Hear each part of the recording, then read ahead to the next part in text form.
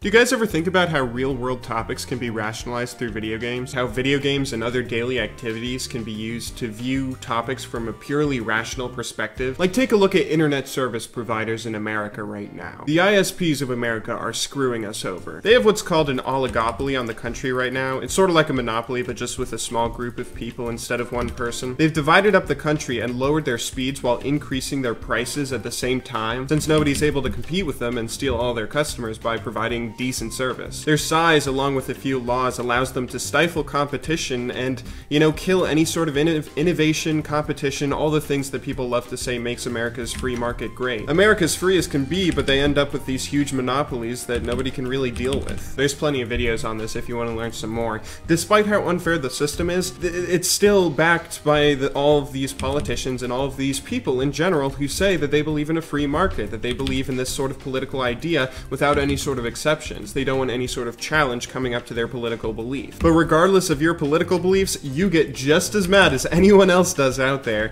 every single time your internet cuts out and loses you a promotional game, every time Time Warner or Comcast slow down your internet just because, and in the end just completely screw you over in whatever it is that you're doing online. You don't think about your principles then, or how this fits into your political beliefs. You just hate Comcast. You hate Time Warner. You want to throw a grenade in their headquarters. We need more politicians playing League of Legends. Let's go ahead and apply this to another question now. Do you think opportunity makes the man, or do you think people are they're self-made regardless of opportunity's sake? This is one of my favorite little philosophical questions. I remember talking about this in high school. My freshman year with my history teacher, she asked us this question and we had a little bit of an in-class debate. Anyone who's watched my early videos knows that I'm a huge believer in personal freedom and personal accountability. Some people would argue against me, saying you still need a war or a crisis or something to become a great person the way that all the great leaders in history did, and I responded, there's an opportunity for anyone, any American citizen who's over the age of 35 to become president of the United States, but that doesn't mean everyone can do it, and that doesn't mean everyone can make the most out of opportunities. It was fun. I always enjoy debating things like that. Anyway though, let's go ahead and apply this to League ourselves. Do you think players make themselves and make their own careers,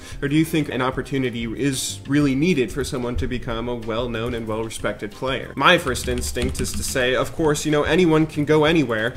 If they work hard enough for it. You're accountable for your own situations, and however well or poorly you play, it's all on your shoulders where you go in your League of Legends career. Becoming good, whether you want to go pro or even just go up a league, is all just determination and hard work. But then you might say, what if you really do want to go pro? You need a challenger circuit opportunity to arise. You need to be able to find a good challenger team. You have to do well enough in the challenger league to even just get into a relegation match, and then on top of that, you need a LCS team to be playing fairly poorly that day so that they get knocked out and you get an opportunity to jump in and play with the big dogs. You could certainly make the argument that, to say the least, you need some things to line up correctly for you to really have an opportunity. You need that opportunity, and you need a little bit of luck in getting to the LCS where you can really try and make something of yourself. You can also extend that to regions around the world. In Korea, for instance, it's a lot easier to go pro than in North America because esports is taken much more seriously in Korea rather than America.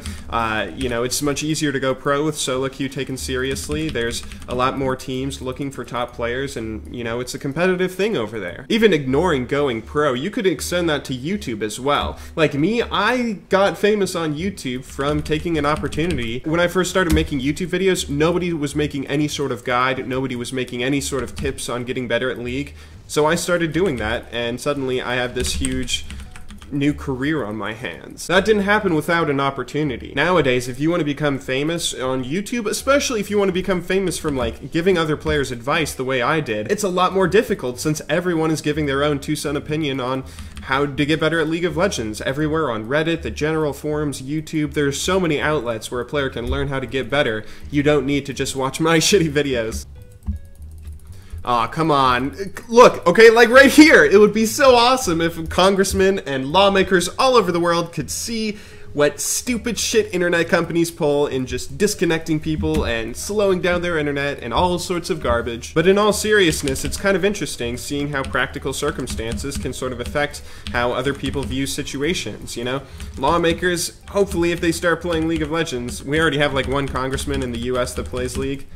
Ooh, yes. I think he's a senator from Colorado or maybe California. One of the states that starts with a C. I guarantee you he is not getting lobbied by the cable industry and by the internet service providing industry, all these awful companies that dick over their consumers. But anyway, I'm starting to ramble a little bit, so I'll go ahead and wrap it up. Thank you all very much for taking the time out of your day to watch my video. I hope you enjoyed it. I have a really special one for you guys tomorrow that I think you're going to enjoy, so I hope you're looking forward to that. But until then, thank you very much for watching. Good luck in solo queue, and have a wonderful day.